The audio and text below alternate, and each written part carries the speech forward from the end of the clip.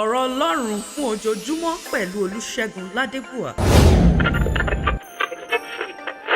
Episteli èkìnẹ́ ti Pọ́ọ̀lù àpọ́stélì ti ọmọ ará Thessalonica orí 5. Túdà ọ̀fọ̀ Ọlọ́run Olódùmarè ó ti yànbá èṣìṣì ìbínú ṣùgbọ́n tí àtinẹ́ ògbàlà nípasẹ̀ Jésù Kristi Olódùmarè ẹni ọ́nìrè kúrẹ́ ní wọ káàbájí àbíṣàlẹ́sù ọ̀kálẹ̀ jùmọ̀ bá náàyè pẹ̀lú rẹ̀. Túdà náà ẹ máa gba ara mi níyànjú ẹ̀dẹ̀ máa fún ẹsẹ̀ ara mi múlẹ̀ á gẹ́gẹ́ bí ẹ̀mẹ̀ ti ń ṣe ṣùgbọ́n a bá ń bẹ̀mẹ̀ ara láti máa mọ ọmọ rẹ̀ ń ṣe làálàá láàrin rẹ̀ wọn jẹ́ adarí rẹ̀ nínú ìgbàgbọ́ wọn kìlọ̀ rẹ̀ kẹ́rì ọ̀fọ̀ rẹ̀ ń bú ọlá wọn gidigidi nínú ìfẹ́ tó da ọṣẹ́ wọn kẹ́rì dájú ọ̀fọ̀ rẹ̀ wà ní àlàáfíà láàrin ara rẹ̀.